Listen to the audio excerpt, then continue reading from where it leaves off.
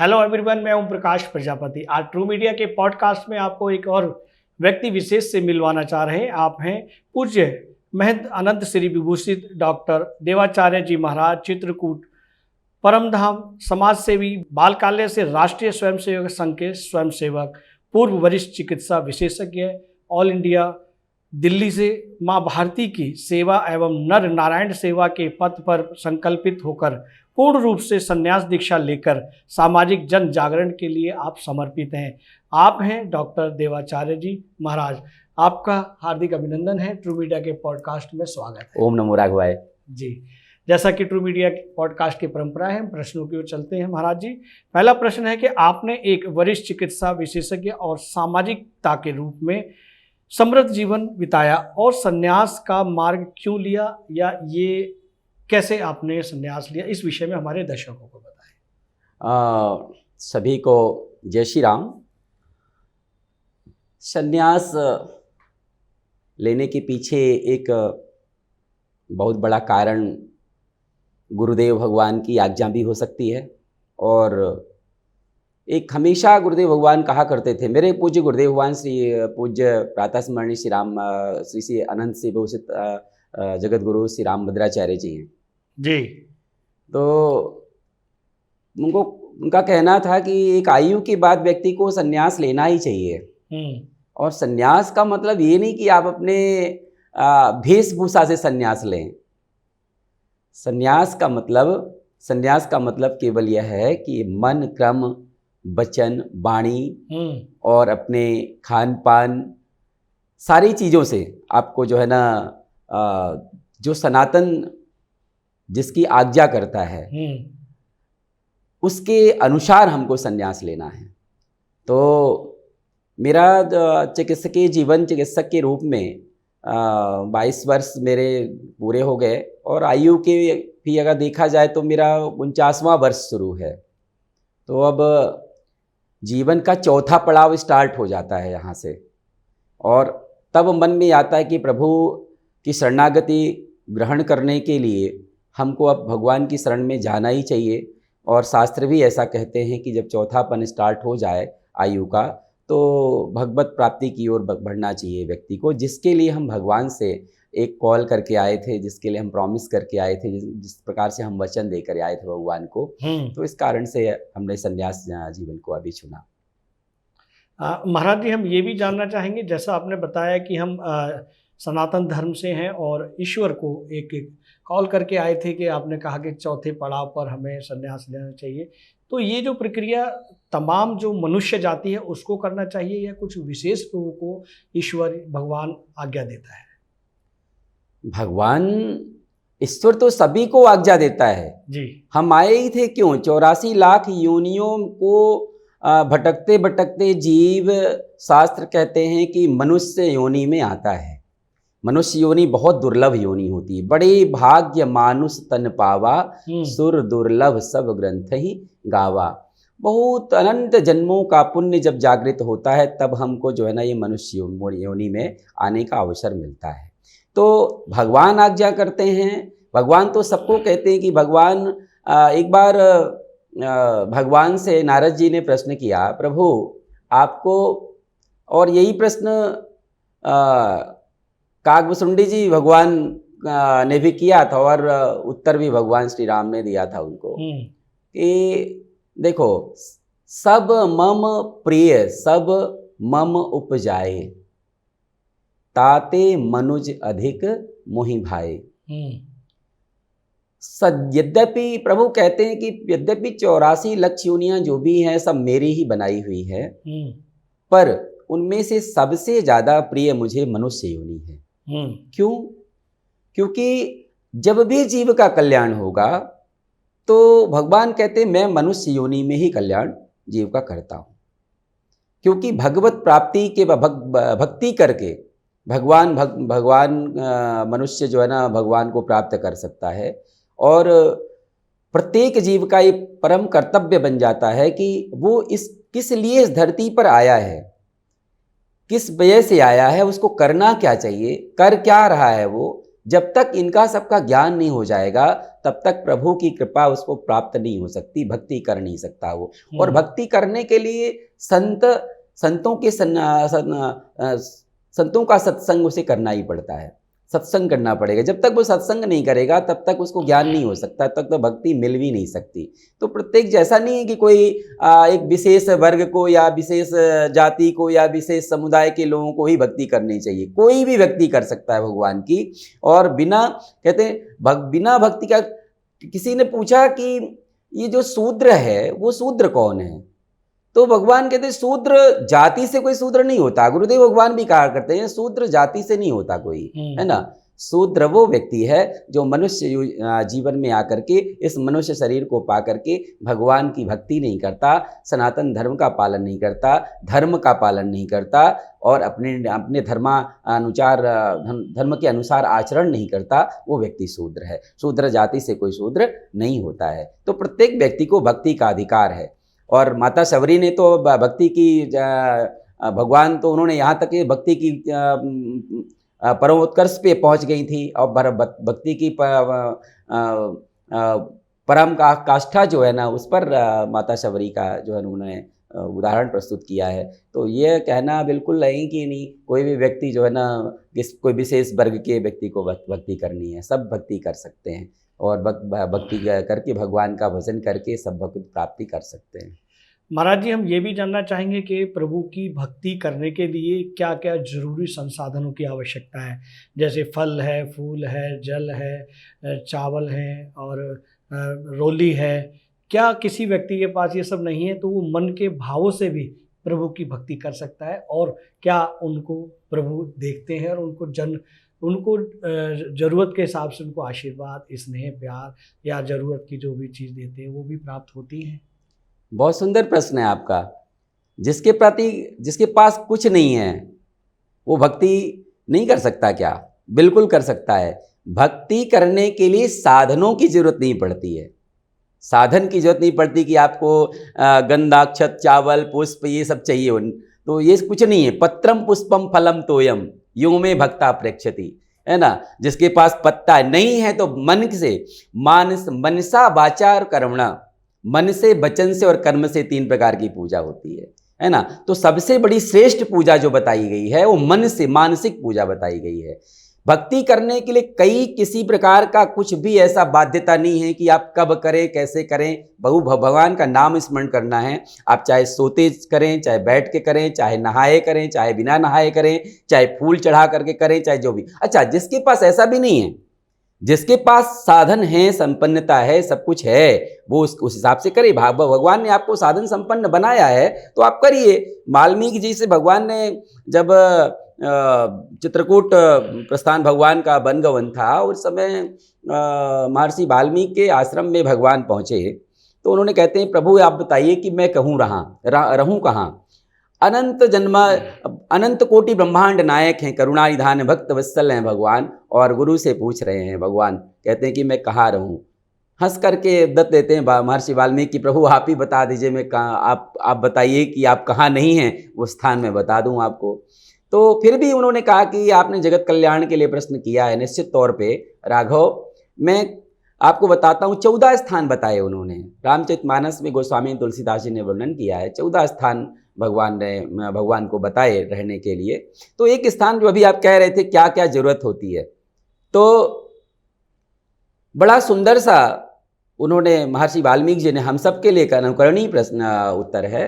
कहते हैं, तुम ही निवेदित भोजन करिहि, तुम ही निवेदित भोजन करिहि, प्रभु प्रसाद पट भूषण धरिहि, प्रभु प्रसाद पट भूषण धरिहि। तात्पर्य क्या?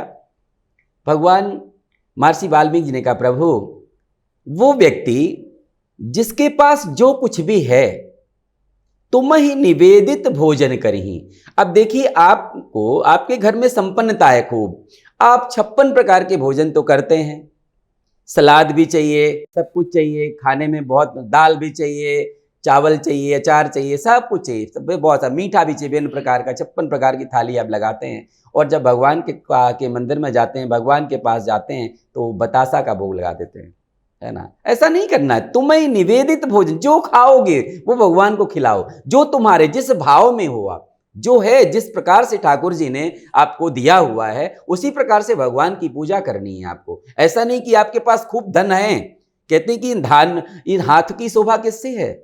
इस हाथ की शोभा, जितना इस हाथ से परोपकार हो जाए, जितना इस हाथ से सेवा हो जाए, है ना, उसकी शोभा इन रक्षा सूत्रों से, माला से पहनने से नहीं होती है ना। इस हाथ की शोभा उससे है जितना आप इन हाथों से परोपकार करते हैं, जितना इन हाथों से दान करते हैं। दान की सबकी कहते हैं, दान धन की जो सबसे श्रेष्ठ गति है, जो गोस्वामी तुलसीदास जी का शास्त्र भी कहते हैं कि दान की सर्वश्रेष्ठ गति है धर्म करना, दान करना, है ना। तो दान करने से है, अब है ही नहीं कुछ दान करने के, तो क्या करोगे? लेकिन संपन्नता है घर में, संपन्नता खूब है, भगवान ने ठाकुर ने सब को संपन्न बनाया हुआ है, तो खूब कथा सुनिए, है ना। गरीब कन्याओं का विवाह कराइए, जो जैसा जिस भाव में आता, गरीबों की सेवा करिए, है ना, और अपने राष्ट्र हित में काम करिए। उस तरह से उस धन को ऐसे जगह पे लगाइए जिसमें से आपका धर्म, उसके धन की जो प्रथम गति है उत्तम गति हो जाए। तो जिस प्रकार से आपके पास संपन्नता है, पर सबसे जो श्रेष्ठ पूजा जो आपने बताई, किसी के पास कुछ नहीं है तो ऐसा नहीं कि वो भक्ति नहीं कर सकता, वो बढ़िया स्वच्छ आसन में बैठ करके भगवान को अपना मन जो है ना, मन से ही भगवान को पुष्प चढ़ाए, मन को ही भगवान का 56 प्रकार का भोग लगाए। क्योंकि जितनी भी सामग्रियां हैं इस धरती में, जो भी कुछ भी है, जो भी है, सब भगवान का ही तो दिया हुआ है। संपत्ति सब रघुपति के आई, ये संपत्ति सब भगवान की है ना। जिस प्रकार से भगवान को अर्पण करना चाहें आप करिए, मन से करिए। आपके पास कुछ नहीं है तो मन के ही सुमन बना लीजिए, मन से ही भोजन कराइए, मन से ही स्नान कराइए भगवान को। और जिसके पास है वो अपना जिसके समय है वो करे। अब देखिए, साधु सन्यासी हैं तो साधु सन्यासी जंगलों में रहते हैं, है ना, वन में रहते हैं, वन में कुटिया बना करके इस करते हैं, तो क्या उनके पास 56 प्रकार के भोजन पहुंचते हैं रोज? क्या अनेक प्रकार के पुष्प वहां पहुंचते नहीं? तो उन्हें मन से ही, कई साधु तो सन्यासी भगवान कृष्ण भगवान को नौका विहार करवाते हैं तो मन से ही नौका विहार कराते करते। कि संत भक्तमाल में बड़ा अच्छा वर्णन है उनका, वो गुरुदेव भगवान बताया करते, तो नौका विहार भगवान को कराते थे, मन से ही नाव में बैठा देते थे और नाव खुद ही चला रहे हैं, चलाते चलाते अपने खुद पसीना भी आ गया उनको, इतनी थकान भी लग गई, मन से ही चलाते थे। तो मन से ही भगवान को सब कुछ अर्पण कर देते थे। और मानसिक पूजा सबसे श्रेष्ठ पूजा सात्विक पूजा बताई गई है, उसमें किसी प्रकार की कोई त्रुटि नहीं होती है। बहुत अच्छी जानकारी आप दे रहे हैं महाराज जी। हम ये भी जानना चाहेंगे कि जिस तरह से हमारे सनातन धर्म में शीतकालीन नवरात्रे आते हैं, ग्रीष्मकालीन नवरात्रे आते हैं, तो उस दौरान में जो भक्त लोग हैं वो पूजा अर्चना करते हैं, महिलाएं भी पुरुष भी। लेकिन कुछ भक्त लोग ऐसे होते हैं कि जो उनका भोजन होता है, जो भोजन का प्रयोग करते हैं तो वो मांस मदिरा का करते हैं। लेकिन उन दिनों में वो छोड़ देते हैं कि हमें माता के दिन आए, हमें माता की पूजा करनी है। माता की पूजा खत्म होने के बाद वो फिर से मांस मदिरा जैसे व्यंजनों का प्रयोग करने लगते हैं। ऐसे भक्तों को क्या कहना चाहेंगे? ये भक्ति तो बिल्कुल मैं मानता नहीं। मेरे अनुसार से ऐसा भक्त जो अपने मौसम को देख करके रंग बदलता हो, वो भक्त नहीं होता है। भक्त वो है जिसका समभाव में सब समय नवरात्रि प्रतिदिन, जिसके जीवन में नवरात्रि प्रतिदिन है, जिसके 12 मास में नवरात्रि है। भगवान कभी अलग थोड़ी नहीं होती कि नवरात्रि में माँ जगदम्बा आ गई फिर नवरात्रि के बाद कहीं और चली जाती हैं, ऐसा कहीं नहीं है। नवरात्रि में आपने अंडा खाना बंद कर दिया, मदिरा खाना पीना बंद कर दिया, मांस खाना बंद कर दिया, बाकी टाइम में आप फिर वैसे हो गए, तो आप सनातनी कहाँ हुए? आप जो है ना, जैसा खाओगे अन्न वैसा होगा आपका मन। वाह। तो जिस प्रकार से आपको छोड़ना है, भक्ति करनी है, तो ये सब मांस कहाँ लिखा है खाने के लिए? माँ कहीं पर अपनी कहती कोई मांस मां कहीं शास्त्र में कहीं पर भी बलि का विधान ही नहीं है। बलि का विधान जो तामसिक पूजा करते हैं उनके लिए अलग है, लेकिन हम सनातनी, हम सब सात्विक पूजा करते हैं। और सात्विक पूजा करने वाले को माँ तो नहीं कहती कि आपको किसी जीव की हत्या करके आप ले आइए और उसको प्रसाद मान करके आप खाइए। ये कहाँ किस शास्त्र में है क्या? दुर्गा सप्तशती में तो नहीं लिखा है, भागवत में तो नहीं लिखा है ना, जो पुराण है हमारे उसमें तो नहीं लिखा हुआ है ना, कि आप बाकी टाइम में नशा करिए, पूजा करते समय छोड़ दीजिए। करना है त्याग। संन्यास कौन है? संन्यास मन से लेना है, आपको मन से संन्यास लेना है, इन सबका परित्याग करना है। जो सात्विकता है उसको धारण करना है, जो सनातन, जो हमारा शास्त्र हमें आज्ञा करता है, जो हमारे संत आज्ञा करते हैं, जो हमारे गुरु आज्ञा करते हैं, उनके गुरु के चरणों का आश्रय लेकर के हमको जो उनके बनाए हुए मार्ग को करना। और मुझे नहीं लगता कि कोई गुरु ऐसा कहता है कि आप नवरात्रि में आप खाना बंद कर दीजिए और जो है ना फिर आप शुरू कर लीजिएगा ऐसा से। तो मन की बुद्धि आपकी निर्मल होनी चाहिए। बुद्धि की पवित्रता मन में तभी आएगी जब आप सुनेंगे, है ना, शास्त्र को सुनेंगे, गुरु के वचनों को सुनेंगे, हम सत्संग करेंगे, संतों का संग करेंगे, तब हमको ज्ञान होगा। नहीं तो अधकचरे ज्ञान के चक्कर में हम इसी तरह से पड़े रह जाएंगे और हम कुछ नहीं कर पाएंगे। वाह वाह वाह महाराज जी, बहुत अच्छी जानकारी। हम अगला प्रश्न आपको देते हैं कि संन्यास दीक्षा आपने ली है और उसको लेने के बाद आपके भीतर में क्या प्रमुख परिवर्तन अनुभव कर रहे हैं? सबसे पहले तो संन्यास मैं बताना चाहूँगा मेरे मन में भाव ही क्यों जगा संन्यास का। जी जी। कोरोना काल में मैं एम्स में था और एम्स के निश्चित तौर पे कोरोना काल में मेरे ऊपर जिम्मेदारी भी थी और मैंने देखा बहुत बड़े बड़े अमीर, बहुत बड़े सभी लोगों को मैंने देखा उस तरह से जो भी। और मैं रामचरितमानस का पाठ गुरुदेव भगवान की आज्ञा अनुसार, मेरे गुरुदेव भगवान, क्योंकि मेरी शिक्षा दीक्षा ही आश्रम परंपरा से हुई है बाल्यकाल से ही, तो निश्चित तौर पे रामचरितमानस का पाठ करने का नित्य हमारा एक सौभाग्य बन गया था। आज्ञा भी गुरुजी की थी। उसमें एक चौपाई थी, राम कीन्ह चाहि सोई होई, राम कीन्ह चाहि सोई होई, करे अन्यथा अस नहीं कोई, करे अन्यथा अस नहीं कोई। मेरे यूनिट में एक मरीज भर्ती था और बहुत बहुत अमीर व्यक्ति था, वो बहुत अमीर व्यक्ति था। मतलब पैसा इतना था उसके पास कि आप पैसे को दिखा करके उसने तो यहां तक कहा कि डॉक्टर साहब हम पैसे से आपको तौल देंगे लेकिन हमारी जिंदगी जान बचा लीजिए। लेकिन पैसे से कभी किसी की जिंदगी बची है क्या? परमात्मा जो चाहते हैं वही होता है। वाह। हम लोगों ने जी जान लगा दिया, एक डॉक्टर का धर्म होने के कारण जो है ना हम लोग करते, खूब प्रयास किया, सभी के साथ प्रयास करते हैं। हमारे लिए तो गरीब अमीर कोई मतलब महत्व का विषय नहीं है, हम सबकी सेवा करते थे और करते ही हैं, अभी भी करते हैं। तो एक तो उदाहरण हमारे सामने आया कि कितना भी आप ये ढोंग पाल लो कि नहीं हमारे पास बड़ा पैसा है तो पैसे से हम कोई कुछ भी कर पाएंगे या हम जीवन खरीद सकते हैं, सांस नहीं खरीद सकते, है ना। आपका जब इस धरती पर आना हुआ है उसी दिन यहाँ से जाना निश्चित हो गया। सबसे पहले तो जब जाना निश्चित हो गया, प्रभु करते हैं और हमको ये मान के चलना चाहिए कि भगवान ही सब कुछ करते हैं। जब भगवान सर्वव्यापी हैं, सर्वज्ञ हैं, सब कुछ करते हैं, तो जो उनके बनाए हुए मार्ग नियम हैं, भगवान के द्वारा दिए गए शास्त्रोक्त नियम हैं, उन नियमों का पालन करते हुए व्यक्ति को काम करना चाहिए। एक गरीब आया, है ना, गरीब की कौन रक्षा करता है? भगवान का आपने सुना होगा एक नाम दरिद्र नारायण भी है ना। भगवान अमीर नारायण, कहीं ऐसे शास्त्र में नहीं आपने देखा होगा कि भगवान का नाम अमीर नारायण है, ठीक है ना, लेकिन दरिद्र नारायण लिखा हुआ है शास्त्र में। भगवान का एक नाम दरिद्र नारायण है। तो मैंने एक अनुभव भी किया भैया, एक अनुभव मेरे जीवन में आया, सबसे बड़ा अनुभव मुझे प्रेरित करने वाला आया कि ये जो है ना गरीबों को, जो हमारा जो मृत्यु दर है, आप वैसे भी क्योंकि आप लोग सब मीडिया में काम करते हैं और सब इधर उधर जाते भी हैं, अपना गांव में भी भ्रमण करते, सब जगह देखते हैं, आपने हमेशा एक आकलन निकालिए, हमने एक रेशियो निकाला, उसमें जो मरने वालों की संख्या थी वो अमीरों की ज्यादा थी, है ना। और गाँव में जिस तरह से कोरोना का प्रभाव था, गाँव में जो डेथ ऑफ रेशियो था वो एकदम कम था, बहुत कम था, सामान्य था। ऐसा क्या वजह हुई? अमीर लोग कभी बड़े बड़े अस्पतालों में एडमिट हो रहे हैं, सब कहीं ना कोई ना कोई सूचना मिल जाती है, आज उनकी मृत्यु हो गई, आज उनकी मृत्यु हो गई। इन आंखों ने देखा ऐसे दिल्ली में जाकर के कि लाशों का ढेर लगा रहता था, नंबर लगाए जाते थे कि मतलब जो है ना आज इस अग्निशांस करने का नंबर, संस्कार करने का नंबर कब आएगा। वहां से एक अंदर से प्रेरणा हुई कि अरे ये तो जिनके पास कुछ नहीं उनकी रक्षा भगवान कर रहा है, परमात्मा कर रहा है।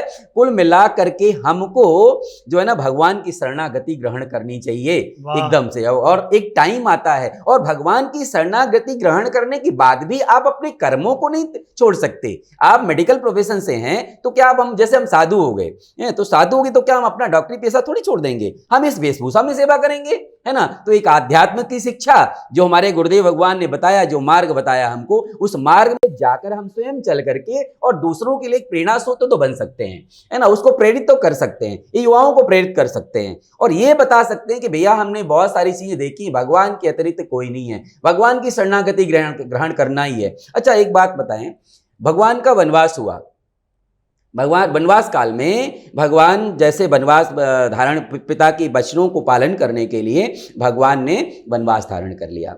भरत जी आते हैं वहां से, है ना। भरत जी तो अपने आपको मानने लगे कि नहीं, देखिए धर्म कितना बड़ा स्ट्रांग है। वहां देखिए भरत जी कहते हैं कि इन सबके भरत पिताजी के मृत्यु का कारण मैं हूं, है ना, भगवान के को बन जाने का कारण मैं ही हूं। कौशल्या मैया से यद्यपि रामचरित कथा हम जब कहते हैं तो बहुत सारे विषय आते हैं, इतने कम समय में नहीं बोला जा सकता, लेकिन भरत जी जो संकेत देना चाहते हैं, संपत्ति सब रघुपति के याही, ये संपत्ति जितनी है भगवान भरत भैया कहते हैं कि भगवान के पास जब तक मैं जाऊंगा नहीं तब तक मेरी आत्मा में जो जलन उठ रही है ना वो शांत होने वाली नहीं है। ये जलन तब शांत होगी जब भगवान के दर्शन कर लूंगा मैं, है ना। और गुरु वशिष्ठ भगवान से कहते हैं कि भैया को मनाने के लिए चलते हैं हम लोग, और वहां चलते हैं। लेकिन इसकी चलने से पूर्व ये संपत्ति जितनी है, संकेत है ये कि जो कुछ भी आप देख रहे हैं, ये अब आपका घर है, परिवार है, माता पिता, बीवी, बच्चे, धन संपत्ति, गाड़ी बंगला, ये सब जितना कुछ भी है ना, ये आप मानते हैं कि हमारा है, ठीक है ना, ये हमारा नहीं है ना। जिस दिन ये मान के चलें कि ये हमारा नहीं प्रभु का है, उसी दिन से आनंद हो जाएगा। दूरी केवल इतनी ही है कि हम इसको हम मान बैठते कि हमारा है, हम, मैं, मेरा, ये सब जब तक हम इसका त्याग नहीं करेंगे तब तक हमको भगवत प्राप्ति मिलने वाली नहीं है। और यही भरत जी ने कहा कि ये संपत्ति भगवान की, हमारे ऊपर सुरक्षा का दायित्व है। धर्म क्या है? अब जैसे आप का धर्म पत्नी के प्रति, बच्चे के प्रति, अपने माँ बाप के प्रति, वो धर्म क्या है? सब ठीक है, करने कराने वाले सब परमात्मा है, लेकिन काम सौंपा है आपको, उन्होंने काम ये आपको सौंपा है, इसमें से पूरा आपको काम करना है। पत्नी के भरण पोषण की जिम्मेदारी आपकी है, आप कमा करके ले आएंगे, कर्म करेंगे तभी तो हो पाएगा। कर्म से भगवान ने विमुख नहीं किया, जैसा कर्म करोगे वैसा आपको फल भोगना पड़ेगा। उस तरह से अच्छे कर्म करोगे तो अच्छा कर्म का फल मिलेगा, बुरा करोगे तो बुरा कर्म करने का फल मिलेगा। तो हमको हम सब अपने अपने कर्मों में, अपने अपने धर्म में हम सब बंधे हुए हैं, लेकिन हमारी ये जो भूल है ना, जब तक इस भूल को हम समाप्त नहीं कर देंगे कि ये हमारा है, जिस दिन हमने इसका परित्याग कर दिया उसी दिन से बड़ा आनंद आ जाएगा, जीवन काफी सरल हो जाएगा। बिल्कुल बिल्कुल बिल्कुल सरल हो जाएगा। हम आगे बढ़ते हैं महाराज जी, जैसा कि सनातन धर्म की रक्षा के लिए आज के युग में सबसे आवश्यक कार्य क्या है? खुद के धर्म को जान लेना। हम सुधरेंगे जग सुधरेगा, हम सुधरेंगे जग सुधरेगा। जिस दिन हम पड़ोसी को सुधारने की बजाय अपने को सुधारना चालू कर देंगे, उसी दिन से हमारा जो है ना ये धर्म, सनातन धर्म सुधर जाएगा। हम बिगड़े हैं, हम सुधरना नहीं चाहते, लेकिन हम पड़ोसी को सुधारना चाहते हैं। सबसे बड़ा जरूरत आज की इस बात की है, हम अपने आप को ठीक करें। पूज्य प्रातः स्मरणीय प्रेमानंद जी महाराज, जो वृंदावन के बहुत अच्छे संत हैं और अद्भुत संत हैं, वो कभी भी किसी प्रकार टोना जादू, टोना टुटका, दुनियादारी पर विश्वास नहीं करते। वो हमेशा कहते हैं, हम सब बच्चों को भी सिखाते हैं, अपने आप को बेटा ठीक कर लो, अपने आप को, तुम अपने आप को ठीक कर लो, है ना, सब कुछ ठीक हो जाएगा। तुमसे मतलब कि हम सब राष्ट्र में, अपने भारत देश में नहीं वरन विश्व में रहने वाले, संपूर्ण जगत में रहने वाला प्राणी अगर खुद अपने आप को ठीक कर ले, उसको कैसे खाना है, कैसे खान पान उसका होना चाहिए, कैसा उसका रहन सहन होना चाहिए, कैसे उसकी वाणी होनी चाहिए, है ना, कैसे उसका जीवन संयमित होना चाहिए। जिस दिन सारी चीजें ये ठीक हो जाएं, जिस दिन ये पता लग जाए कि हमारा राष्ट्र के प्रति कर्तव्य क्या है, सनातन धर्म के प्रति कर्तव्य क्या है, अपनी जाति के प्रति कर्तव्य क्या है, उस दिन से हमारा सारा कुछ ठीक हो जाएगा। बाकी कुछ हमको सुधारने की जरूरत नहीं पड़ेगी, अपने आप सब सुधर जाएगा। बहुत अच्छी जानकारी दे रहे हैं महाराज जी आप। हम ये भी जानना चाहते हैं कि कुछ भक्तों के भीतर एक प्रश्न आता है कि जो हमारे भगवान जी हैं, जो हमारे ईश्वर हैं, वो कई हजार साल पहले की जो कहानी उनके साथ रही है उसे हम पढ़ते हैं और फीलिंग करते हैं, महसूस करते हैं और उसमें जीते हैं। लेकिन वर्तमान में अगर प्रभु से मिलना हो तो वो कैसे व्यक्ति को पता चले कि मुझे प्रभु प्राप्त हो गए हैं या उनका स्नेह प्राप्त हो गया है? क्या वो प्रभु हमारे तस्वीरों में मिलेंगे, मूर्तियों में मिलेंगे, कहाँ मिलेंगे? ये भी हमारे दर्शकों को पता। बहुत सुंदर प्रश्न है जी। भगवान ने गीता में अर्जुन को विराट रूप दिखाने से पहले, द्वापर की बात हम कर रहे हैं, ये क्या है? कलयुग, सतयुग, त्रेता, द्वापर, कलयुग। तो ये कलयुग चल रहा है, हम कर रहे हैं बात द्वापर की। भैया द्वापर में अर्जुन को बहुत बार भगवान ने समझाया, बहुत बार, ये सब शरीर नश्वर है, ये तुम्हारे पिता हैं, जो कभी तुम इनके पिता बन गए, सब कुछ समझा डाला, नहीं माने। अर्जुन को नहीं ज्ञान हुआ, नहीं समझ में आई बात। भगवान ने विराट रूप दिखाने से पहले सबसे पहले अर्जुन को दिव्य दृष्टि प्रदान करी।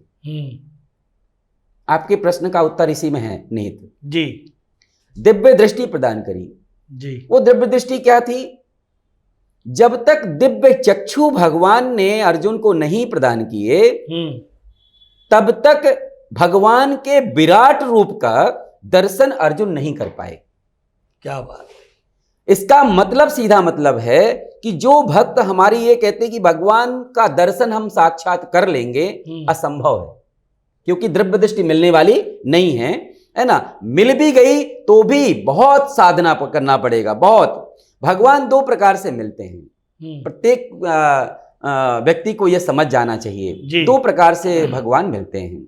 या तो भगवान पुरुषार्थ से मिलते हैं, अनन्य जन्मों तक, कोटि वर्षों तक, कई वर्षों तक, अनंत वर्षों तक जब अखंड साधना होती, तपस्या होती, तो भगवान द्रवित होते हैं। एक तो भगवान तपस्या से द्रवित होते हैं, तप बल विप्र सदावरियारा, तपस्या से, ठीक है। और दूसरा सबसे सरल उपाय जो है भगवान को प्राप्त करने का, वो है भगवान का नाम जाप करना, है ना, भक्ति करना, भगवान का नाम संकीर्तन करना। कितना सुंदर सा साधारण सा उपाय है। अच्छा, जिस प्रकार से अलग अलग सीजन के भोजन अलग अलग हुआ करते हैं, जैसे हमारा ठंडी में हमको कुछ अच्छा लगता है, गर्मी में कुछ अच्छा लगता है, ठीक है ना। जिस प्रकार के चारों मौसम के हमको भोजन अलग अलग अच्छे लगते हैं, चारों मौसम अलग अलग लगते हैं, उसी प्रकार से चारों कालों का, चारों युगों का भजन भी अलग अलग हुआ करता है, ठीक है ना। किसमें सतयुग में लोग बाग खूब तपस्या करते थे, दान करते थे, त्रेता युग में यज्ञ करते थे, पुण्य करते थे, नाम स्मरण करते थे, सब। कलयुग में क्या कह दिया? कलयुग में केवल कह दिया। अच्छा, गोस्वामी तुलसीदास जी कहते हैं, अच्छा, हमसे सबसे बड़ी तो हमसे भूल ये हो रही है कि हम ना तो अपने शास्त्र को पढ़ना चाहते। रामचरितमानस में कितना सुंदर अवधी भाषा में गोस्वामी तुलसीदास जी ने लिखा है। क्या हम घर में रामचरितमानस की 4 चौपाइयां भी, 5 चौपाइयां भी, 5 दोहे बैठ करके भी पढ़ते हैं, सुनते हैं? ना तो पढ़ते हम, और कहीं भी सत्संग हो रहा है तो सत्संग करते नहीं है, ठीक है ना। बिनु सत्संग विवेक न हो, ये बड़ा सुंदर प्रश्न किया है आपने। यही एक समाज की बड़ी जरूरत है आज के डेट में। बिनु सत्संग विवेक न होई, बिना सत्संग के आपके विवेक की प्राप्ति नहीं होगी। वाह, ठीक है ना। बिनु सत्संग विवेक न होई, और ये विवेक भी बिनु हरि कृपा, बिना भगवान के कृपा के आपको विवेक भी मिल नहीं सकता। बिनु सत्संग विवेक न होई, राम कृपा बिनु सुलभ न सोई। जब भगवान ही कृपा करते हैं। आपने पूर्व में एक प्रश्न किया था कि सबको क्या सन्यासी वेश मिल जाता है, क्या सबको मिल जाता है, सबको भक्ति कैसे मिल जाती, कब रूप मिल जाता है? तो एक बात का इसका उत्तर, इसमें फिर से वही प्रश्न का उत्तर आ गया कि जब अनंत जन्मों का आपका पुण्य जागृत होता है, अनंत जन्मों का, करोड़ों जन्मों के जब जन्म जन्मांतर के हमारे पुण्य जागृत होते हैं तो भगवान कृपा करते हैं। और भगवान कृपा ऐसे नहीं करते, तब संतों का सत्संग मिलता है। ठीक है ना। जब सत्संग जब तक नहीं मिलेगा, अच्छा जब तक सत्संग नहीं मिलेगा, जब तक गुरु कृपा आपके ऊपर नहीं करेंगे, तब तक भगवान की भक्ति कुछ मिलने वाली नहीं है, नहीं मिलेगी, है ना। मतंग मुनि देखिए, मतंग मुनि कौन थे? माता सबरी के गुरु। ठीक है ना। माता सबरी वहां गई, बेचारी कुछ नहीं जानी, कौन सी कैम्ब्रिज यूनिवर्सिटी में पढ़ने गई बताइए आप। अभी आप कह रहे थे कई किन किन को मिल जाती है साधु भक्ति, कौन कौन से लोग साधु बन जाते हैं, कैसे कर जाते हैं। तो मतंग मुनि की कृपा मतलब अपने गुरु की कृपा। आप पर कितनी कृपा गुरु की हो जाए, चाहे कहते हैं कई बार ज्योतिषाचार्य कहते हैं, आप तो ज्योतिष को कह रहे थे, आप जानते भी हैं, ज्योतिष में कुंडली में अगर गुरु अच्छे स्थान पर बैठ जाए तो सबको आपको कुछ सब कुछ प्रदान करवा देता है। तो चाहे कुंडली का गुरु हो, और चाहे आध्यात्मिक गुरु हो, चाहे लौकिक गुरु, चाहे पारलौकिक गुरु हो, आपके आध्यात्मिक गुरु अस्मत् गुरुभ्यो नमः, अस्मत् परम गुरुभ्यो नमः, अस्मत् सर्व गुरुभ्यो नमः। तो जब तक आपके ऊपर भगवान सदगुरुदेव भगवान की कृपा नहीं होगी, अगर मुझ पर कोई कृपा हुई है आपको लगता है तो ये मेरे सदगुरुदेव भगवान की कृपा हुई है और कुछ नहीं। भगवान ने अनंत जन्मों का कहीं ना कहीं थोड़ा बहुत पुण्य जागृत हुआ होगा तो उन्होंने मुझे गुरु के चरणों की ओर अग्रसर किया है। और सब व्यक्ति को तो मतंग मुनि के वचनों पर माता सबरी को विश्वास हो गया। सबरी किस जाति से हैं? भेलिनी जाति से हैं। तो एक बात तो ये भी निश्चय हो गया कि भगवान जो है ना जाति पाति नहीं देखते कुछ भी। ठीक बात है ना, जाति पाति है ना देखा ही नहीं, कभी कभी नहीं, जाति पाति से उनको मतलब ही नहीं। बढ़िया, हरि का भजे सो हरि का होई। ठीक है ना, जो भगवान का भजन करेगा वो भगवान का। मैंने कहा ना, शूद्र वो है जो भगवान की भक्ति नहीं करता। मनुष्य जीवन में आकर के शूद्र वो है, शूद्र कोई जाति नहीं है बंधु, शूद्र वो है जो भगवान के मनुष्य योनि में आकर के भगवान की भक्ति नहीं करता, वो शूद्र है। उस तरह से तो माता सबरी जो है ना, माता सबरी कोई पढ़ाई नहीं किया, कुछ नहीं किया, लेकिन गुरु जी के वचनों पर विश्वास किया कि सबरी एक दिन इसी आश्रम में भगवान श्री राम आएंगे और अनंत जन्मों तक प्रतीक्षा करते। हम तो आज आपको टाइम दे दिए कि नहीं आपके यहाँ आएंगे, परसों आएंगे, नरसों आएंगे, 2 दिन 3 दिन, अरे नहीं आएंगे, अब छोड़ो ना यार, हटाओ, नहीं आएंगे। उसी दिन से विश्वास खंडित हो गया। सबरी रोज जो है धैर्य की पराकाष्ठा है सबरी, बिल्कुल भक्ति की चरम सीमा है सबरी, बिल्कुल। तो वो अपना रास्ता रोज बहारती हैं, रोज बहारती, प्रभु आएंगे, नहीं आए, शाम तक देखती हैं नहीं आए, है ना, फिर बहारती हैं, सुबह नहीं आए। ऐसा कई जन्मों का, कई जो है ना वर्षों तक तपस्या सबरी की रही। कोई लोग कहते हैं कि भगवान श्री राम जो है रावण का वध करने के लिए अयोध्या से लंका गए, है ना। मेरे गुरुदेव कहते हैं, मैं तो इतना ज्ञानी नहीं हूं, मुझे कुछ आता जाता नहीं, जो कुछ टूटी फूटी वाणी मैंने सीखी है, अपनी जो बोलना सीखा है वो गुरुदेव भगवान की वाणी से मैं बोलता हूं। तो पर मेरा निजी अनुभव है, एक चौपाई मैंने पढ़ी रामचरितमानस में, अध्ययन किया, भ्रुकुटि विलास सृष्टि लय हुई, भ्रुकुटि विलास सृष्टि लय हुई, जिनके भ्रुकुटि पलक झपकने और बंद होने से, खुलने और बंद होने से सृष्टि का संहार हो जाता है और सृष्टि का पालन हो जाता है, सृजन हो जाता है ना। को वो अयोध्या से जो है ना लंका रावण को मारने लेके जाएंगे, वो तो वहीं से आप दृष्टि ऐसी डालते हो, रावण विनाश हो जाता। तो भगवान जो है ना अपने भक्ति की मर्यादा के लिए, ठीक है ना, भक्ति की रक्षा के लिए, संतों के कल्याण के लिए, गौ ब्राह्मणों की रक्षा के लिए भगवान जो है ना वानप्रस्थ स्वीकार किए। और माता सबरी की वही तपस्या, माता सबरी की वही साधना जो है ना भगवान को वहां पर खींच कर ले गई और भगवान उनको मिल गए। तो ये तो सिद्ध हो गया ना इसी तरीके से कि किसी प्रकार का जो है ना न तो भगवान जाति, न किसी प्रकार को, अनंत जन्मों का पुण्य जब जागृत होता है, जब सदगुरुदेव भगवान कृपा करते हैं, जब सत्संग की ओर हमारा मन अग्रसर होता है, तब जाकर के हमको जो है ना सारी चीजें मिलती हैं। आज की डेट में सबसे बड़ा जरूरत है खुद को ठीक कर लेना। खुद को ठीक कर लेंगे तो हमारा धर्म ठीक हो जाएगा। हम अपने आप को, हमारा तो टाइम बिल्कुल, देखिए परिवार में विघटन का कारण क्या है? हम सुनते नहीं किसी की, हम सुनना नहीं चाहते ना। बच्चा बाप की सुनता है, पिता की नहीं सुनता, ठीक है ना। और जिस प्रकार, अच्छा जिस प्रकार का हम कहते हैं ना कि जिस प्रकार के आपका जीवन जिस प्रकार से आप बनाएंगे, अपने घर की दिनचर्या बनाएंगे, उसी तरह से होगा। आज हम गए कभी, क्योंकि अपना साधु का जीवन है, प्रचारक जीवन में रहे हैं, घोषित प्रचारक तो नहीं थे लेकिन संघ में प्रचारक जीवन ही था। तो कभी प्रवास करते थे कई घरों में जाकर के, तो वहां लिखा होता था, वहां पर सामने किसी घर में लिखा होता था कुत्तों से सावधान, ठीक है ना, बाहर लिखा हुआ है गेट पर कुत्तों पे सावधान। क्या हमारी ये इस तरह की संस्कृति हो गई है ना? हम जाकर के एक बार पूछ लिए किसी से कि भैया आप यहाँ कुत्ते कहाँ हैं, तो बोले कुत्ते नहीं हैं। वो तो क्यों लिखा हुआ है कुत्ते, बाहर क्यों लिखे हुए हैं कुत्तों से सावधान? तो उन्होंने कहा आप सबको अनुकरण करिए, क्या कहाँ हम जी रहे हैं, क्या हमारा जीवन है, क्या हमारा व्यक्तित्व है, क्या हमारी संस्कृति है, कैसे हम जी रहे हैं। आप देखिए, इसमें अनुकरण करिए, अपने आप को, खुद को देखिए कि हम कहाँ जी रहे हैं, है ना। उसके घर में कुत्ते नहीं हैं, लिखा हुआ है दरवाजे पर स्वागतम की जगह कुत्ते से सावधान। जहां पर कभी हमारे पूर्वज दरवाजों में लिखा करते थे वेलकम, कुछ दिन में पहले तो स्वागतम लिखा था, फिर कुछ दिन बाद वेलकम हुआ और हो गया नीचे कुत्तों से सावधान, है ना। तो सबसे बड़ी समस्या ये गई कि संस्कृति का विकृतीकरण कितना हुआ उस तरह से। जो भी आता है अतिथि देख करके बाहर चले जाए, भिखारी। मुझे पूछा ना क्यों लिखाया है भैया ऐसा, तो कहता है कि गुरुजी हमने इस पे से लिखाया हुआ है भिखारी बड़ा तंग करते हैं।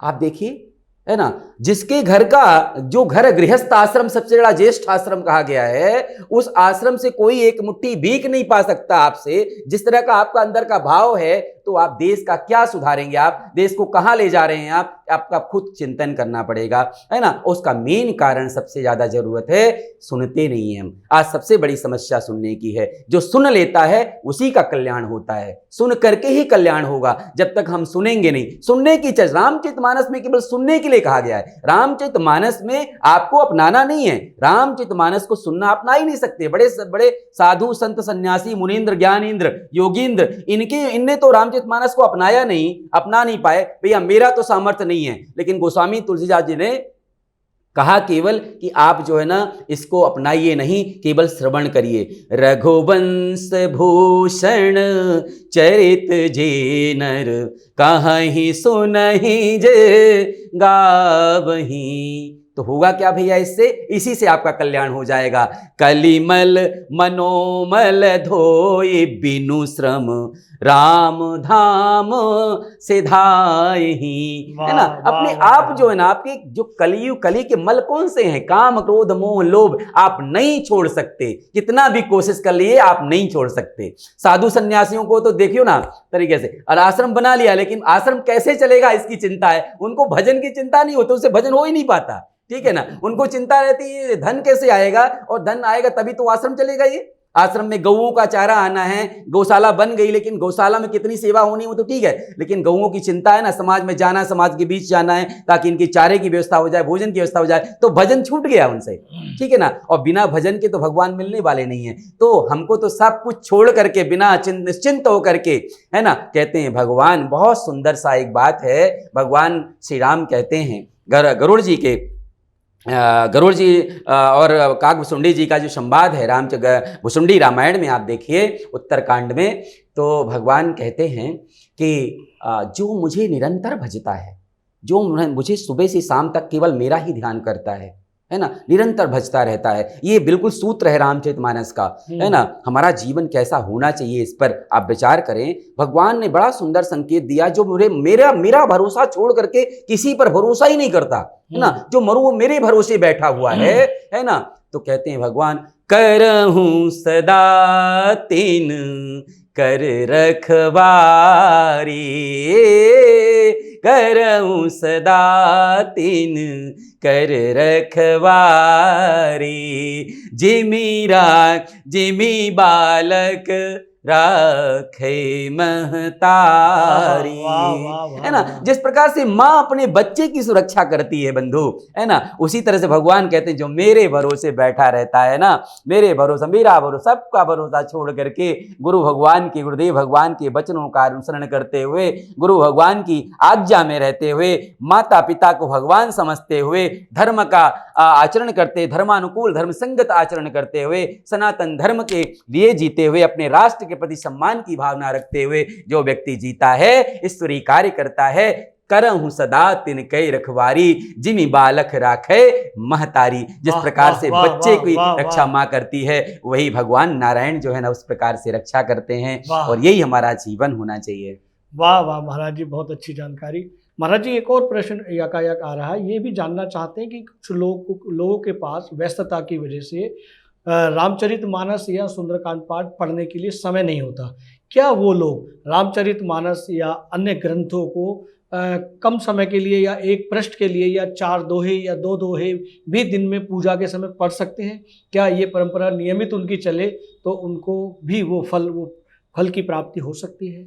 बिल्कुल, बहुत सुंदर प्रश्न है। जिनके पास कम समय है जी, पहली बात तो एक नहीं पढ़ने के लिए कहता है कि हमारे पास बिल्कुल समय ही नहीं है। इस शरीर में, इस मानव तन को पा करके भी तुम्हारे पास बिल्कुल समय नहीं है भैया, है ना। तो भगवान तो यहां तक कह दिए, राम राम कह जे जौहाही, है ना। राम राम कह जे जौहाही, तीन ही न पाप पुंज सहुआही, है ना। कुछ काम नहीं है, लेकिन बंधु तुम रिकॉर्डिंग कर रहे हो, तुम किसी का इंटरव्यू ले रहे हो, या हम जो भी काम कर रहे हैं, हम जो भी जिस काम में प्रभु ने आपको लगा रखा है, या जिस काम में आपका मन कर रहा है काम करने के लिए, कम से कम वो समय में भगवान का चिंतन तो दिमाग में कर सकते हो। क्या बात है। भजन क्या है ना। एक गोस्वामी तुलसीदास जी ने कहा, यही कलिकाल, कुछ करने के लिए थोड़ी कहा ना। इस कलिकाल में, इस कलयुग में ने कहा ना, चारों सीजन के जिस प्रकार से भोजन अलग अलग हुआ करते हैं, उसी प्रकार से हर सीजन का भजन अलग अलग हुआ करता है। इस कलिकाल के लिए क्या करना है कलयुग में? आपका बड़ा सुंदर प्रश्न किया है आपने। इस कलिकाल में कुछ करने के लिए कहा ही नहीं गोस्वामी तुलसीदास जी ने। क्या कहते हैं? यही कलिकाल न साधन दूजा, यही कलिकाल न साधन दूजा, जोग यज्ञ जप तप व्रत पूजा। तो किसी ने पूछा, बाबा जब कुछ करना ही नहीं है तो भगवत प्राप्ति मिलेगी कैसे, है ना। जब कुछ कहने के लिए कर ही नहीं रहे हो, आप कहते हो ना तो जोग करना है, ना यज्ञ करना है, ना जप करना है, ना तप करना है, ना कुछ करना है, तो करना क्या है?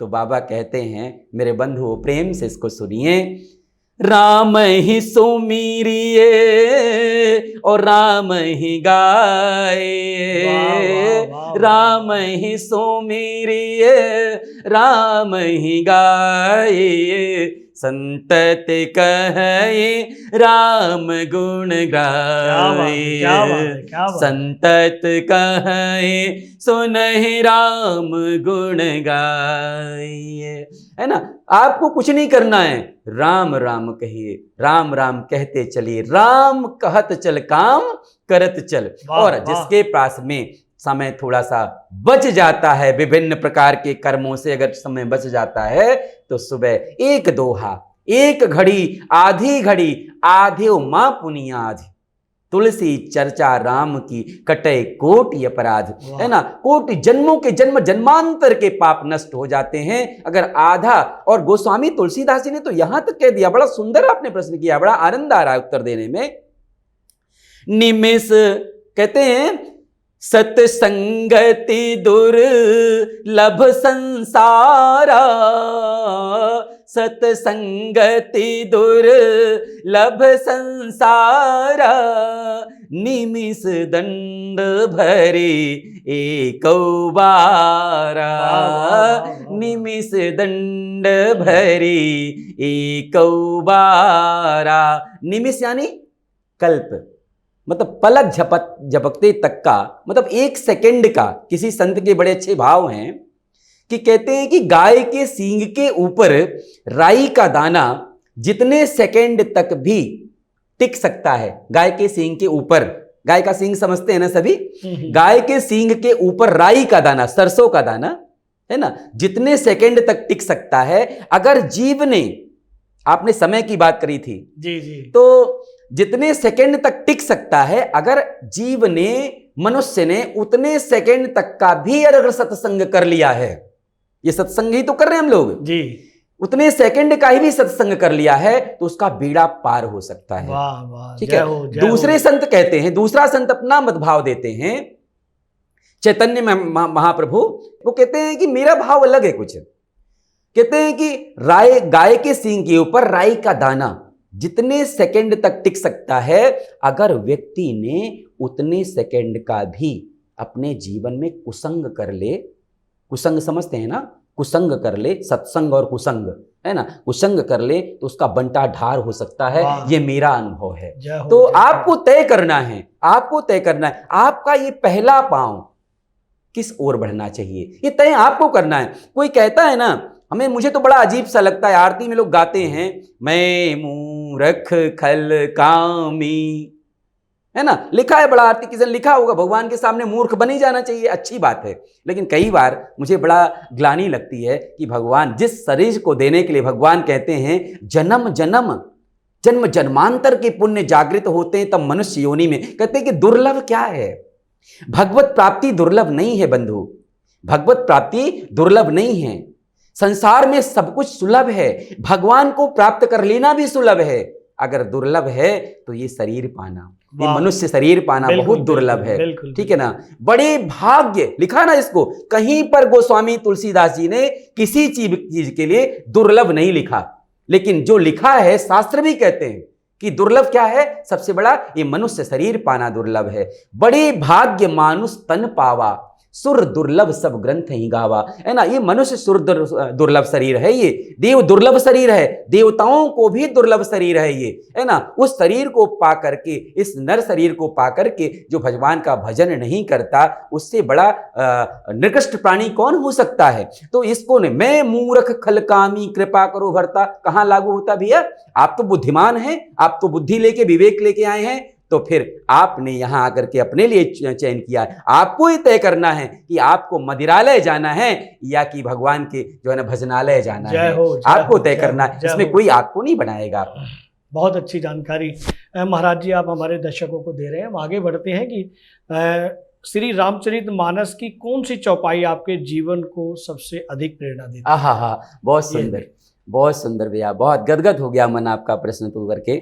मुझे जब कभी भी कोई मुझसे पूछता है, गुरुदेव भगवान ने पूछा था तुमको रामचरितमानस की कौन सी चौपाई अच्छी लगती है जी, तो एक ही बार प्रसंग आता है, गिध अधम अरु आमिष भोगी, गिध अधम खग आमिष भोगी, गति पाए जह जाचक जोगी, गति पाए जह जाचक जोगी। ये नहीं तय करता कि आप क्या खाते हैं, क्या पहनते हैं, कैसे रहते हैं, क्या करते हैं। ये मनुष्य ना, मनुष्य क्या जीव तो ठीक है, गलतियों का भंडार है, पिटारा है, हम नहीं सुधर सकते।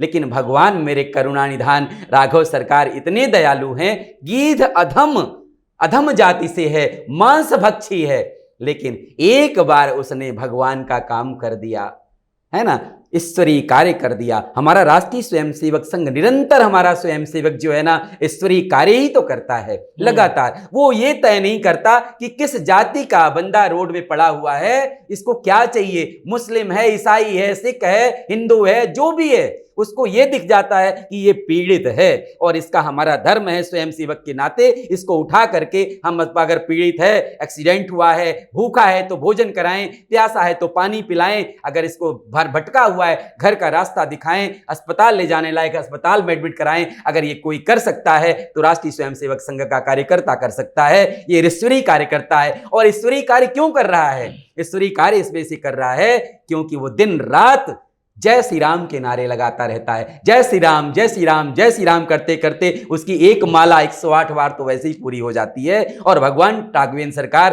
राष्ट्रीय स्वयंसेवक संघ के ऊपर कृपा करते हैं। इसी वजह से 100 वर्ष का संघ होने के बावजूद भी हमारे राष्ट्रीय स्वयंसेवक संघ के ऊपर किसी भी प्रकार का कोई लांछन आज तक नहीं लगा। हम जीवन जीने की पद्धति सिखाते हैं। सुप्रीम कोर्ट ने भी कहा राष्ट्रीय स्वयंसेवक संघ के बारे में कि जो है ना, संघ जो है ना जीवन जीने की कला सिखाता है, संस्कृति है, ये संस्कृति है। और मुझे जो चौपाई आई, परोपकार की भावना तो मेरे मन में संघ ने डाली।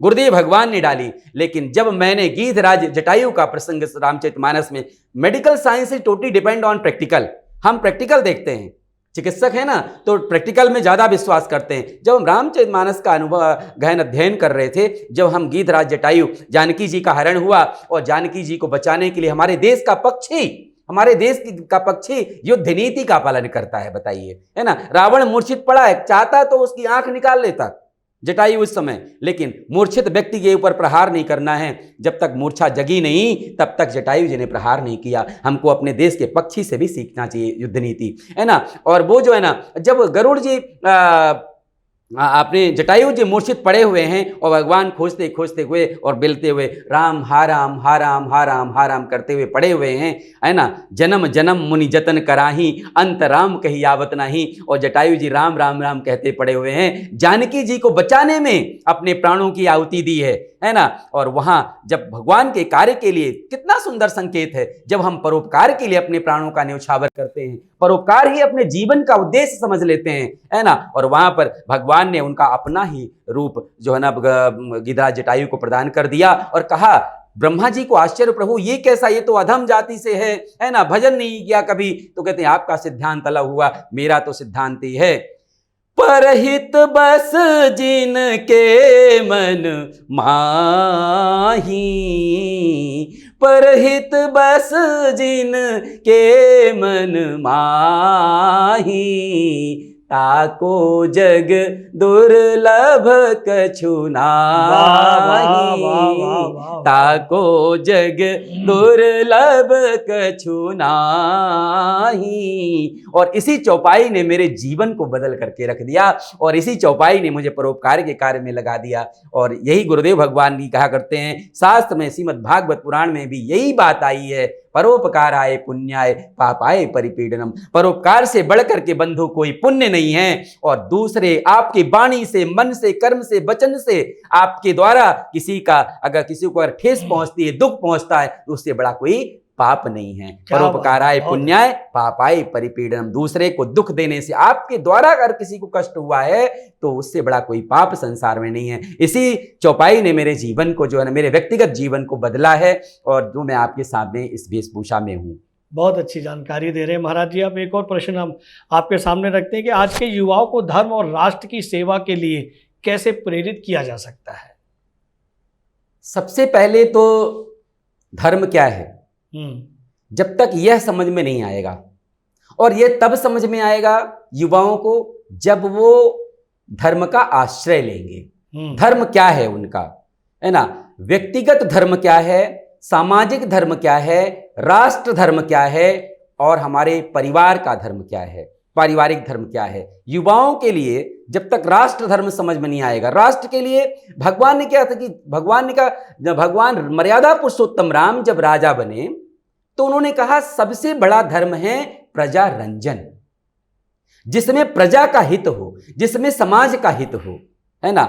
और हमारा उसका सबसे बड़ा जरूरत है, अगर हमको युवाओं को लेकर के बात करनी है तो सबसे ज़्यादा जरूरत है उनको भी सत्संग करना चाहिए और अपने गुरु की आज्ञा में रहना चाहिए, माता पिता की आज्ञा में रहना चाहिए, संस्कारगत जीवन जीना चाहिए, संस्कारगत शिक्षा लेनी चाहिए। संस्कार जब शिक्षा नहीं लेंगे तो हमारे, आज हम क्या लेते हैं, आज की जो युवाओं की पढ़ाई है वो व्यावसायिक पढ़ाई हो गई है। व्यावसायिक हमारा जो उद्देश्य है ना, उस उद्देश्य के लिए, प्राप्ति के लिए हम पढ़ाई नहीं करते। हमारा उद्देश्य पहले था हमने अपने को ठीक करना है, समाज के लिए हम काम आए, राष्ट्र के लिए काम आए। अभी हमको लगता है कि हम व्यवसाय करके अपने परिवार का भरण पोषण कैसे कर पाएं, क्योंकि उनको चिंता है ना, उनको चिंता है कि हम जब कमाएंगे ना तभी हम खिला पाएंगे। भगवान जिस दिन ये चिंता उनकी खत्म हो जाए कि करने कराने वाले सब राघवेंद्र सरकार हैं, हमको तो अपने काम से, उसके लिए सबसे ज्यादा जरूरत है युवाओं को संयम में रहना, संयमित जीवन, वाणी का संयम,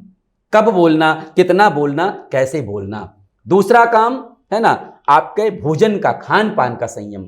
खान पान का संयम युवाओं में बहुत बिगड़ा हुआ है इस समय। कुछ भी पिज्जा बर्गर, मतलब फास्ट लाइफ जीने के चक्कर में जल्दी से जल्दी हो जाए, जल्दी से जल्दी हो जाए, पिज्जा खा के लेंगे, बर्गर खा लेंगे, उसमें जीवन, उसके कारण क्या है, उनका एक शरीर नष्ट हो रहा है, पूरी तरह से शरीर को नष्ट कर देते हैं। अब जो है ना, जो व्यक्ति अब बच्चों को में देखिए, आप तो छोटे छोटे बच्चों को देखिए, मैं क्योंकि मेरा विभाग बच्चों का रहा है, पीडियाट्रिक्स विभाग रहा है। जी। आज माताएं जो है ना बच्चा रोए ना उसके लिए मोबाइल चला करके हाथ में दे देती हैं। आपने उसको मोबाइल से परिचय करवा दिया, आने वाले फ्यूचर में उस बच्चे का भविष्य क्या हो सकता है देख सकते हैं। आज जो है ना, आज जितनी भी सीन, रील्स बनाना, रील्स में जाना, सब कुछ, मैं इसका विरोधी नहीं हूं, लेकिन रील्स देखनी है तो एक टाइम निर्धारित करिए। पढ़ने का, सब कुछ का टाइम का डिवाइडेशन करिए, मनोरंजन का टाइम रखिए। हम ये नहीं कहते मनोरंजन करिए, लेकिन आप बताइए 4 बजे तक मोबाइल चलाएंगे, सब कुछ करेंगे, जब आप सोने का टाइम 4 बजे कर लिया तो उठेंगे 12 बजे, दिन में आप उठेंगे 11 बजे उठेंगे, नींद पूरी नहीं होगी तो आपका पूरा का पूरा मेटाबॉलिक सिस्टम गड़बड़ हो जाएगा। आज हम युवाओं में देखते हैं, और युवाओं क्या सभी में देखते हैं, 90% लोगों को शुगर हो गया है ना। अभी जो है ना ऐसे ही सुनने में आता है कि यार ये तो इसकी आयु 40 साल की थी, इसको हार्ट अटैक हो गया। क्यों? कि उसकी दिनचर्या पूरी बिगड़ी हुई है। और जब दिनचर्या बिगड़ जाएगी तो अब वो देश के लिए क्या काम आएगा। आप जो युवा तो देश की, राष्ट्र की रीढ़ है ना। बच्चा तो cell is the unit structure of the body. बिल्कुल। हमने आप अपने सेल को डैमेज कर दिया, उसका कारण युवाओं का नहीं है। मैंने कहा ना, बच्चे को जो जन्म दे रही माँ 9 महीने बाद 10 महीने का 11 महीने का बच्चा हो जाता है, बच्चा रोए ना, उनके जीवन में व्यक्तिगत ख्याल न डाले, रोए ना, अपना डिस्टर्ब ना करे, उसके लिए उसको मोबाइल चला के दे रही हैं। तो धीरे धीरे करके वो मोबाइल के ऊपर अग्रसर हो रहा है ना उसका। आपने देखा कोविड काल में जितनी भी पूरी तरह से ऑनलाइन पढ़ाई लिखाई हुई, सबकी बच्चों की क्लासेस हुई नहीं, और उन बच्चों की आप देखिए विजुअल विजन अगर हम कराएं, आई डिपार्टमेंट से हमने एक बार रिपोर्ट मंगवाई थी, उन्हें कहा बच्चों में जो सबसे ज्यादा विजन जो है ना, विजुअल विजन खराब हुआ है ना, विजन खराब हुआ है, उसका कारण है मोबाइल। उस तरह से तो हम अपने दैनिक दिनचर्या को ठीक नहीं कर पा रहे हैं। दिनचर्या को हमको ठीक करना पड़ेगा। आपने ब्रेन का ज्यादा से ज्यादा जितना भाग जो काम हमको शिक्षा में लगाना चाहिए, वो अंट संट कामों में लगाते हैं। अभी देखिए हमारी जो है ना, मैं तो उस बिटिया को दिल से नमस्कार करता हूँ, प्रणाम करता हूँ। हमारी जो शक्ति दुबे, प्रयागराज की इंडिया की टॉपर है IAS की, है ना। कहते हैं कि मतलब जो है ना, हमें आरक्षण की जरूरत पड़ती है, इसकी जरूरत पड़ती है। व्यक्ति को कभी भी किसी की आरक्षण की जरूरत नहीं पड़ती। व्यक्ति अपने टाइम का सही प्रबंधन कर ले। मैंने उसको मुलाकात किया था मैं, तो उसने कहा महाराज जी मैंने केवल इतना काम किया है कि अपने टाइम का मुझे कैसे मैनेजमेंट करना है। हम टाइम का मैनेजमेंट करना जैसे जान जाएंगे ना, हम अपना सब काम अपने रूप में व्यवस्थित कर पाएंगे। हम धर्म को भी ठीक कर पाएंगे, अपने सनातन धर्म को भी ठीक कर पाएंगे। इन सबको ठीक करते करते हम राष्ट्र के लिए भी काम कर पाएंगे। हमारे पास टाइम ही टाइम बचेगा। लोग कहते हैं मरने के लिए टाइम नहीं है। बिल्कुल, मरने के लिए टाइम नहीं है। लोग बात किसके लिए टाइम है तुम हो? जब तुमको किसी के लिए टाइम ही नहीं है तो कर क्या रहे हो भाई? तुम अपने टाइम का प्रबंधन करना सीखें युवा। सबसे ज्यादा मुझे इसी प्रकार की अपेक्षा है युवाओं से देश की। वाह वाह, बहुत अच्छी जानकारी दे रहे हैं महाराज जी। हम आगे बढ़ते हैं कि वर्तमान में पहलगाम में हुई घटना के विषय में आप क्या कहना चाहेंगे? ओम शांति। सबसे पहले तो मैं पहलगाम में शहीद हुए उस वीर सपूत को नमन करना चाहता हूँ, और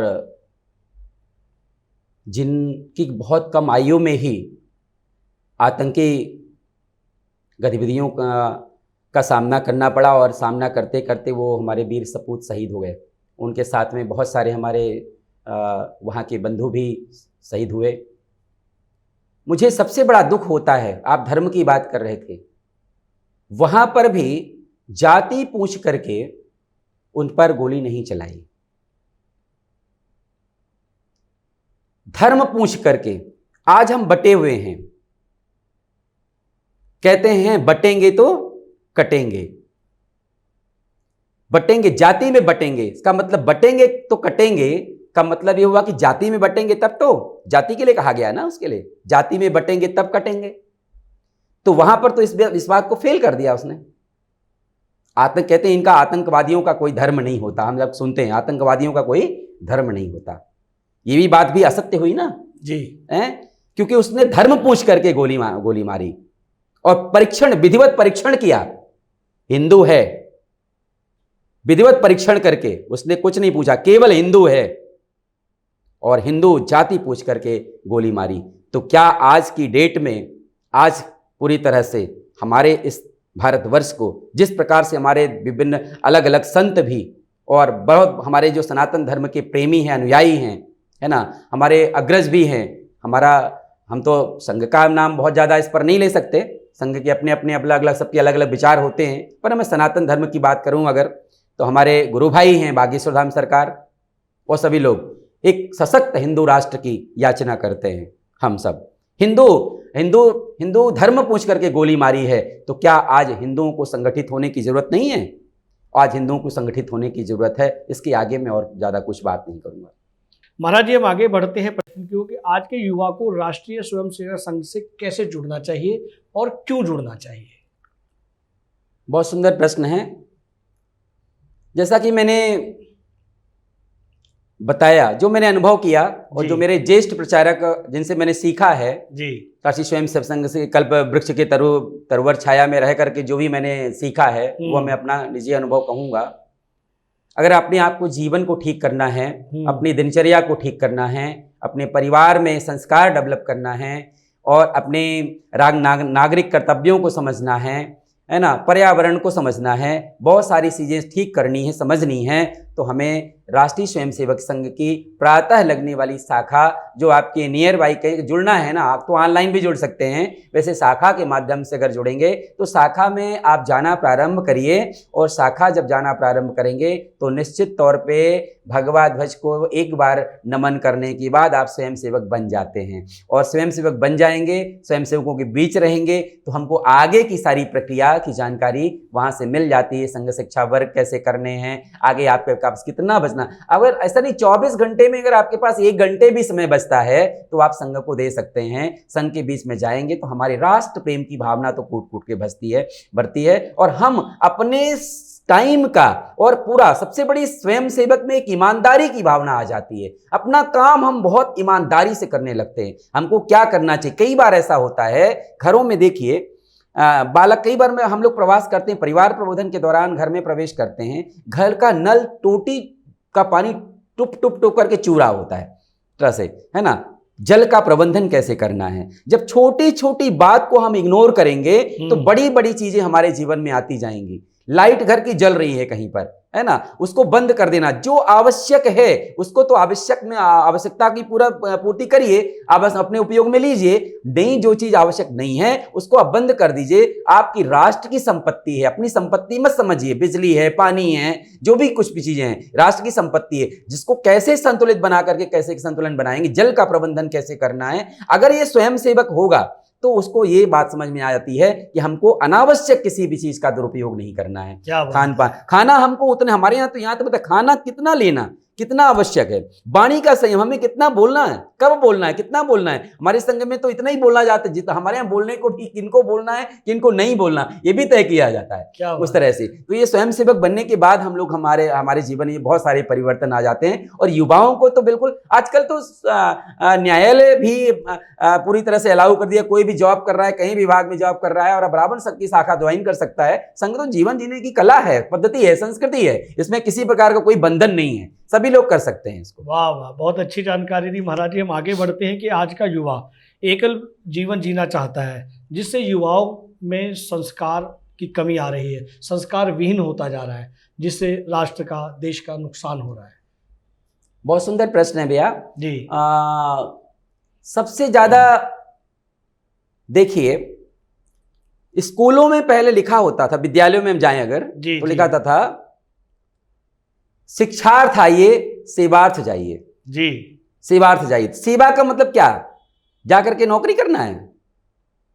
सेवार्थ, सेवा का मतलब यह है कि सेवा कार्य का, सेवा तो कैसे भी करनी है, सेवा केवल अपने लिए नहीं करनी है कि अपने लिए उदर पोषण के लिए आप जाकर के नौकरी करना है, सब कुछ करना है जी। जब तक शिक्षा में संस्कार का समावेश नहीं कराएंगे, जब तक शिक्षा में संस्कार का समावेश नहीं कराएंगे, चाहे वो व्यावसायिक शिक्षा हो, चाहे आप मेडिकल की शिक्षा हो, चाहे इंजीनियरिंग की शिक्षा हो, चाहे आईएएस हो, चाहे आईपीएस हो, जो भी हो, चाहे जितनी भी हायर एजुकेशन की शिक्षाएं हैं, जब तक उनमें संस्कार को आप समावेशित नहीं करेंगे, तब तक हमारे युवाओं के अंदर जो एकलता की भावना आ रही है ना, संस्कार वो समझ ही नहीं पाएंगे। अगर अकेले रहने की पद्धति क्यों आई, अकेले में क्या दिक्कत है, वो बैठना नहीं चाहता, माँ बाप से शेयर नहीं करना चाहता, अपने आप अकेले मस्त रहना चाहता है, उसको अकेला प्रिय हो गया पूरी तरह से। जब माँ बाप के साथ बैठेगा नहीं, सत्संग करेगा नहीं, गुरु का आदर नहीं करेगा। एक मैं बड़ा सुंदर सा उदाहरण बताऊं आपको। मैं मुंबई से कथा कह के आ रहा था, तो एक लिफ्ट में हमारे कई बहुत सारे शिष्य हैं जो गुरु परंपरा से जुड़े हैं, गुरु भाई हैं, उस तरह से एक उनका छोटा बालक था। तो लिफ्ट में वो जो हमारा जो शिष्य था उसने हमको ऐसे ही प्रणाम किया, ऐसे प्रणाम किया, गुरुजी प्रणाम। मैंने कहा ठीक प्रणाम जो भी। अब मैं लिफ्ट में, वो भी अंदर आ गए, वो भी आ गए, बच्चा भी आ गया। अब उसने, बच्चे ने प्रणाम नहीं किया, बच्चे ने भी ऐसे ही प्रणाम किया, सॉरी बच्चे ने भी ऐसे ही प्रणाम किया। तो वहीं पर उसको एक थप्पड़ मारा उसने, बोले ऐसे प्रणाम करते हैं। वो तब तक तो चुप रहा।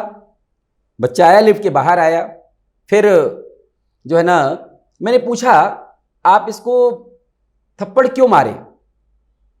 बोले गुरुदेव इस तरह से प्रणाम करता है, इसको तो संतों के चरण में दोनों हाथ रख करके प्रणाम करना चाहिए, चरण स्पर्श करने चाहिए। ठीक है।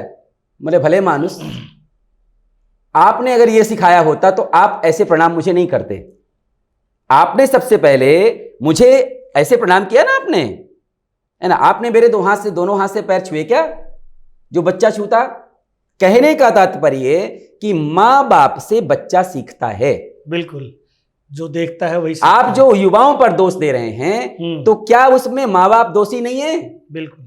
सबसे पहले मैं ये मानता हूं कि उस परिवार में जिस तरह से एकलता की भावना बच्चों में आ रही है, उस परिवार के माँ बाप दोषी हैं, उनके पूर्वजों के संस्कार दोषी हैं। अगर उनमें ऐसा होता तो वो बच्चा एकलता का अनुभव नहीं करता। काश उससे एक उम्र के बाद आपने मित्रवत व्यवहार किए होते। जब तक कहते हैं कि अलग अलग आयु में बच्चे से अलग अलग व्यवहार करने का तरीका बदल जाता है तरह से। तो जब आप उसको मित्रवत व्यवहार करना है तो आप उससे दूर गए, उसको आप जो भी आप if you are want respect then you respect him finally, उस तरह से। अगर बच्चे से सम्मान चाहते तो उसको भी तो थोड़ा सम्मान का हक है भाई। अगर राम आप चाहते हैं कि बच्चा हमारा राम हो तो आप भी तो दशरथ बनो, बिल्कुल सही है ना। लेकिन आप दशरथ नहीं बनेंगे, आपको रावण बनना है और रावण बनकर के राम की अपेक्षा करनी है, कैसे करेगा बच्चा उस तरह से। तो जो परिवार की पारिवारिक विकृतियां हैं उनमें एकलता की भावना, एक साथ सामंजस्यता क्यों नहीं है? क्योंकि वो ना तो जितने परिवार के लोग हैं अलग अलग कमरे में भोजन करते हैं। कभी उन्होंने ऐसा प्लान किया कि भोजन हमको एक साथ में बैठ के करना है, जमीन में बैठ कर भोजन करना है उस तरह से? देख तो डाइनिंग ठीक है, अपना जैसा भी आपको सुविधा लगे वैसा करिए, लेकिन आप कम से कम एक दिन सप्ताह में ऐसा तय करिए कि सारे लोग, सामूहिक लोग एक तरह बैठ करके असामूहिक चर्चा करिए, अपने विषयों को रखिए। जब अपने विषय आपके सब परिवार के बीच में आएंगे सारी चीजें, तो निश्चित तौर पे उनमें नजदीकियां बढ़ेगी। जब नजदीकी बढ़ेगी तो मधुरता बढ़ेगी, मधुरता बढ़ेगी, जो पारिवारिक विकृतियां हैं ना वो अपने आप खत्म हो जाएंगी। क्या बात है, बहुत अच्छी जानकारी दी महाराज जी। हम ये भी जानना चाहेंगे कि उन अभिभावकों के लिए और उन युवाओं के लिए आप हमें ये जानकारी दें, हमारे श्रोताओं को भी, कि चरण स्पर्श करने से शारीरिक मानसिक क्या क्या लाभ होते हैं। बहुत सुंदर प्रश्न है। और प्रणाम का तो यहां तक भागवत में वर्णन आया है जी। एक श्लोक को बड़ा अच्छे से सभी को पाठ करना चाहिए, नहीं कर सकते तो स्मरण करना चाहिए संतों को। भाई मैंने कहा ना, जब संतों का सत्संग ग्रहण ही नहीं करोगे तो मिलेगा कहां से आपको? आपको बैठना तो है नहीं किसी के पास में, ठीक है ना। प्रणाम कितने प्रकार के होते हैं? प्रणाम ऐसे नहीं होता, साष्टांग प्रणाम, अष्टांग प्रणाम, दंडवत प्रणाम, अष्टचक्र प्रणाम, जितने भी प्रणाम अलग अलग होते हैं। किसको कैसे प्रणाम करना चाहिए, है ना। प्रणाम करने से फायदा क्या होता है? तो माँ के चरणों से, सब कहते हैं कि माँ के चरणों से, माँ के चरणों की धूल, गुरु के चरणों की धूल, पिता के चरणों की धूल अगर मस्तक पे व्यक्ति अपना वो पुत्र लगाता है तो उसके जन्म जन्मांतर के पाप नष्ट होते ही हैं। और उसके इस जीवन में जो अन्निकृष्ट ग्रह कुंडली में बैठे होते हैं ना, वो भी इन माँ बाप के आशीर्वाद से कट जाते हैं। कोई अलग से कहीं कुछ करने की जरूरत नहीं है। जो व्यक्ति ये मान ले कि मेरे लिए भगवान मेरे माँ बाप हैं, माँ बाप से बड़ा कोई भगवान नहीं है, पत्नी ये समझ ले कि पति से बड़ा भगवान मेरे लिए कोई नहीं है, ठीक है, तो उस घर का अपने आप संस्कार ठीक हो जाता है। प्रणत कहते हैं कृष्णाय वासुदेवाय, कृष्णाय वासुदेवाय हरे परमात्मने, कृष्णाय वासुदेवाय हरे परमात्मे, प्रणत कलेश नाशाय गोविंदाय नमो नमः। भगवान श्री कृष्ण कहते हैं कि जो व्यक्ति भगवान राघवेंद्र सरकार के है ना, चरण, गुरु के चरण, भगवान के चरण, है ना, अपने आकर के साष्टांग दोनों हाथ से प्रणाम करता है और ये श्लोक कहे, हे प्रभु, हे जगन्नाथ, हे नारायण, हम आपकी शरण में हैं, प्रभु हमारी रक्षा करिए। तो प्रणत कलेश नाशाय गोविंदाय नमो नमः। ऐसा करते ही आपके जन्म जन्मांतर के कलेश नष्ट हो जाते हैं। प्रणाम का इतना बड़ा सुंदर वो है। कृष्णाय वासुदेवाय हरे परमात्मे प्रणत कलेश नाशाय गोविंदाय नमो नमः। तो महिलाओं को कभी भी साष्टांग प्रणाम नहीं करना चाहिए।